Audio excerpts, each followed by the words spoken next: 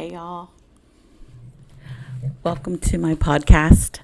My name is Renee Reyes, and this is my very first podcast, the Love Officiant Podcast.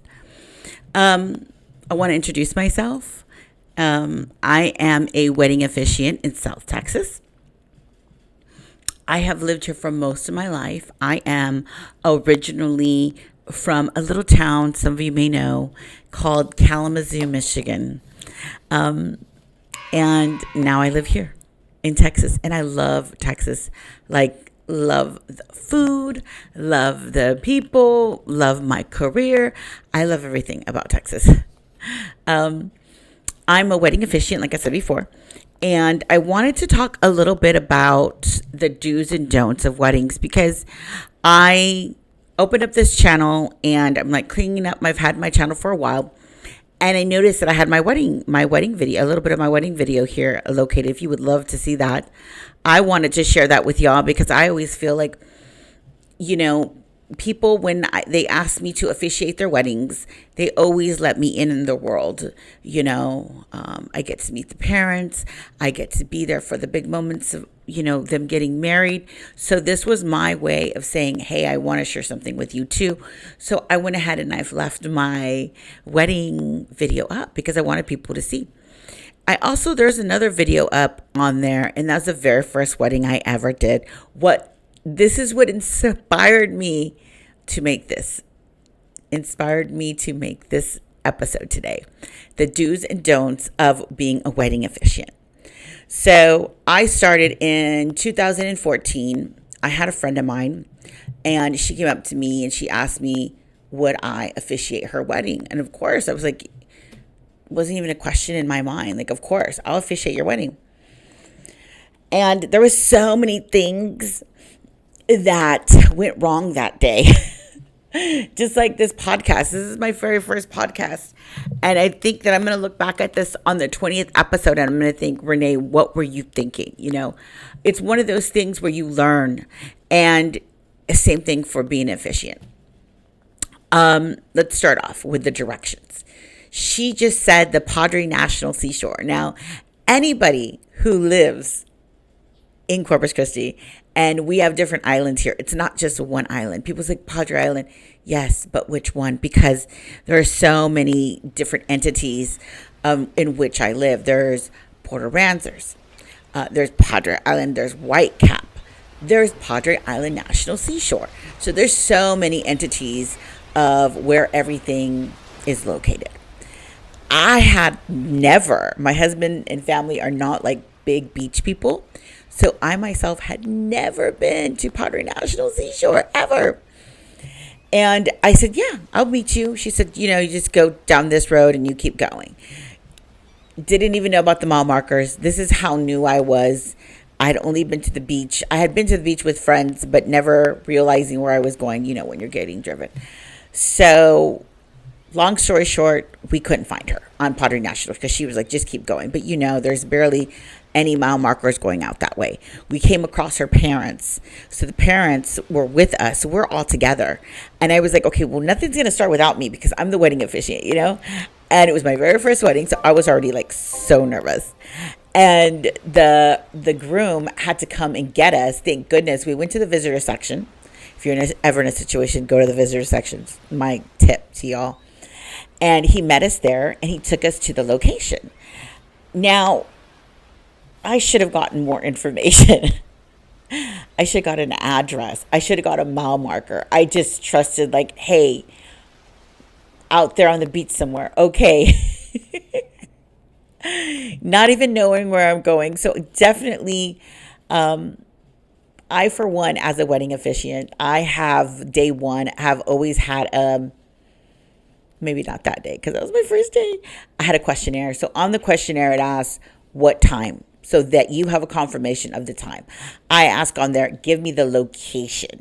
Don't write the beach, write which beach, write which mile marker, because I need to know exactly where we are. So in case the lines, because sometimes that happens when you're on a big beach, you don't know what's going to happen. And it's like, okay, Wait, what? Where am I?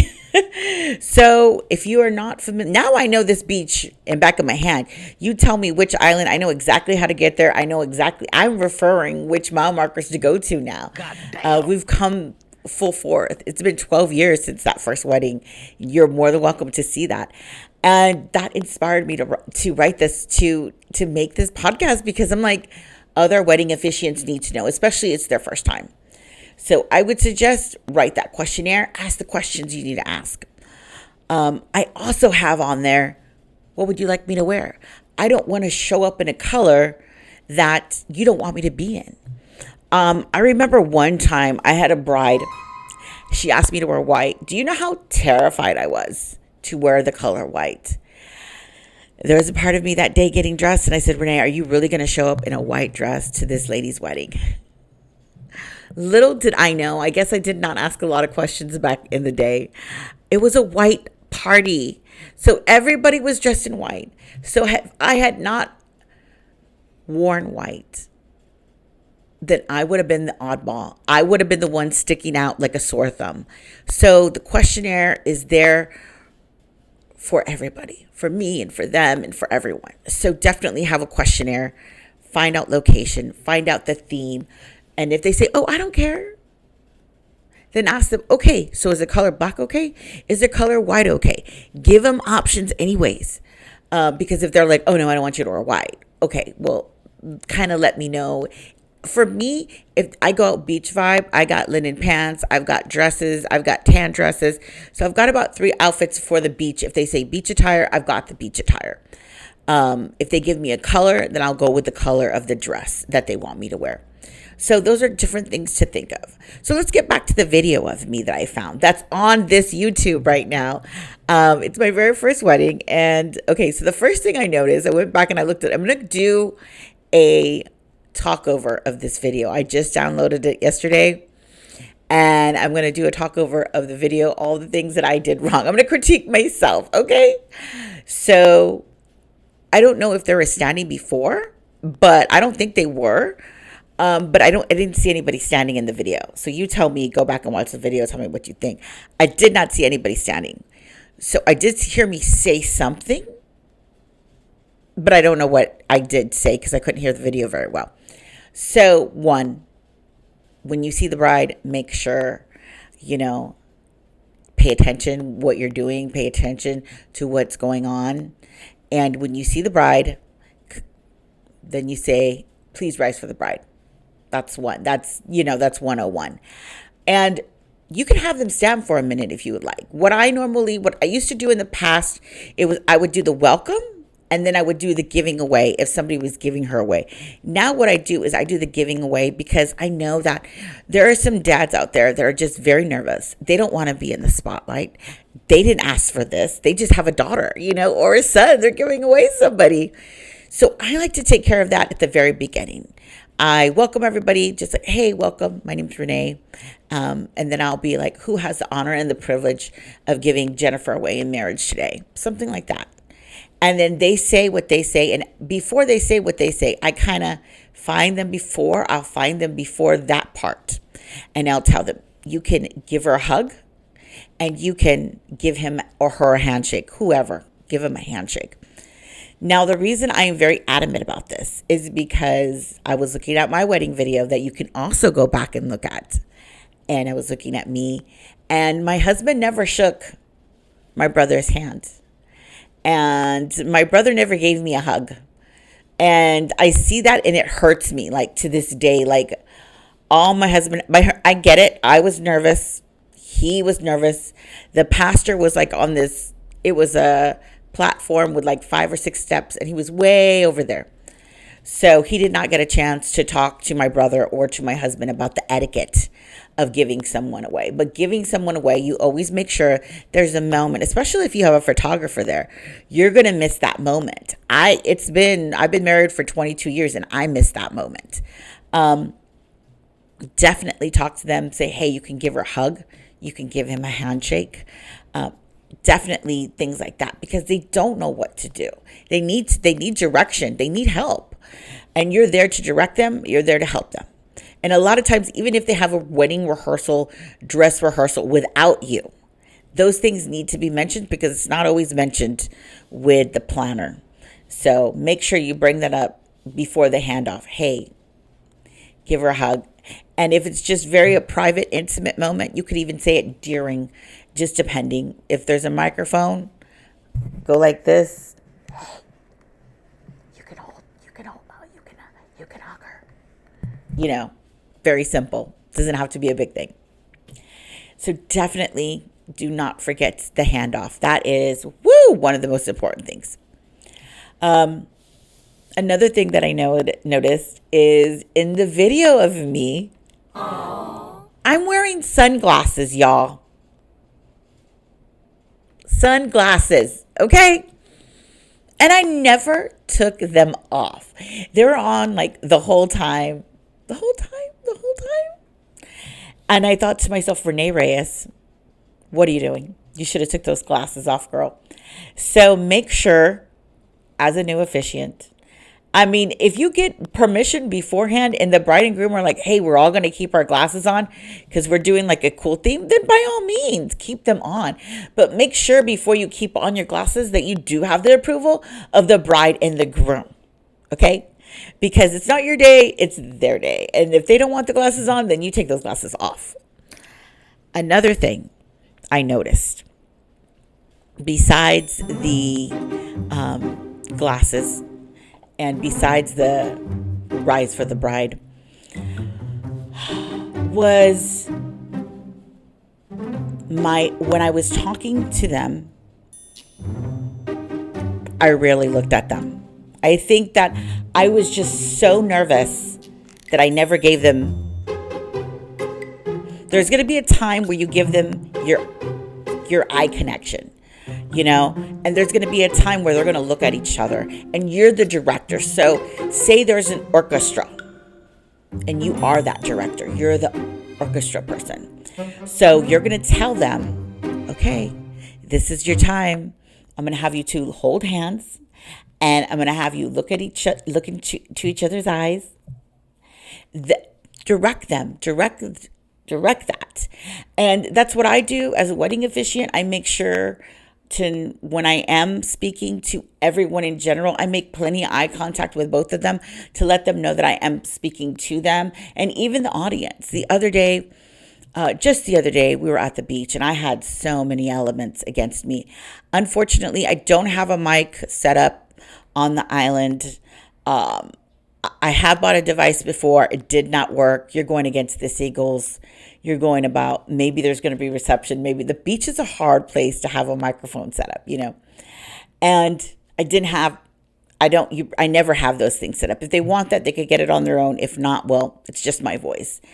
And I was going along when I was starting the ceremony. There was music playing. There were birds. There was the ocean. There was the seagulls. Everything was happening. So we live in Texas. And like I told you, best place ever, right? I went to my neighbors that were playing the music and I asked them, could you give me 10 minutes, please? They were so kind and so nice. If I'm able to put a photo, I'm going to put a photo of the neighbors that did that right here. And I'm going to show you what they look like. And they did it. They understood. And as soon as the ceremony was over, I went over to them and I was like, let's go. Party started, Don't be afraid to advocate for your clients. Advocate for your bride. Advocate for your groom. These are your people. That day, they are yours. You're a team that day. And they need you and you need them. So don't be afraid to advocate. And because the seagulls, even after the music had stopped, I said, hold on, give me a moment. I went and I did the welcome in front. I got on the side of the bride and the groom because I knew it was going to be very hard listening to me. But I wanted to make sure that they got that welcome. I wanted to make sure to thank them from the couple for being there and everything that they do and just their mere presence. Thank you for being here. So I did that and I went back to the bride and groom and then I talked to them, talked to them about everything that I was going to talk to them about. And then I had them say, okay, at this time, I would like you to hold hands And I would also like you to look into each other's eyes. Now, this is not a problem for newlyweds. I've never had pushback on any of these things. They want to hold hands, especially on their wedding day. So it's not like you're giving them orders that they don't want. They want to look into their eyes. They want to have a happily ever after. Because if they didn't, like, why would they be there, right? So this is a few tips from a wedding officiant who's been in the business for over 12 years. I wanted to leave that for maybe you are and this can be for worldwide. So this isn't just for me for Texas. This is everybody. It can be from Florida to California to everybody can follow these steps just to keep in mind, especially if this is your first time, because I don't know why I didn't think, hey, let me look at a YouTube or let me look somewhere, see if there's somebody giving me this guidance and direction on what and to do and what not to do, right? Didn't even think about doing that. Just went on all willy-nilly, just like this, just like the podcast. I'm doing it. I'm doing the podcast, So again, South Texas. So if you have an officiant who is new, I would definitely take some notes from this and make sure that they know. The last thing I'm going to leave with is move out of the way. When they're about to give their first kiss, move. Personal vows, move. There's no need for you to be, there for them. Now, I did have one couple asked me, oh no, please stay. They were very nervous. And I asked them before I leave, I said, okay, I'm going to step out of the way right now so you can have your personal vows and the photographer can get some pictures without me. And the guest did say, oh no, can you please stay? And I did. So just be in complete communication with the bride and groom of what's happening and what you're doing, because there might be a couple that are anxious, that have anxiety. You don't know. So ask them, say, hey, I think I'm going to step out of the way. If that's okay. And if they say yes, then go. If it's not okay, then stay. All you have to do is ask. So make sure you're out of the personal vows.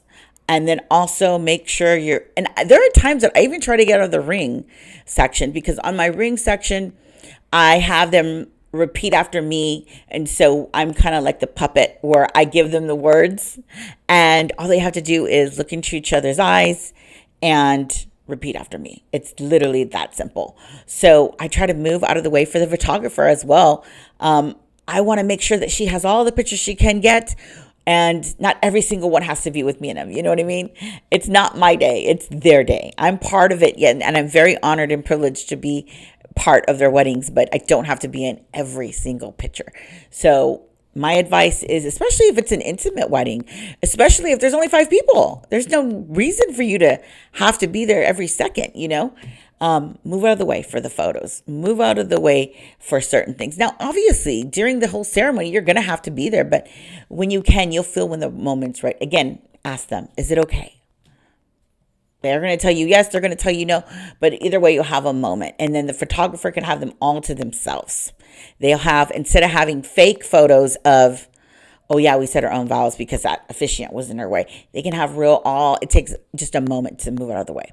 So I'm going to leave it with that. I'm going to close up with that. That's the last thing I'm going to say about do's and don'ts as a wedding officiant. I will have guests on. Since this is my very first episode, nobody knows about this. This is like the DL of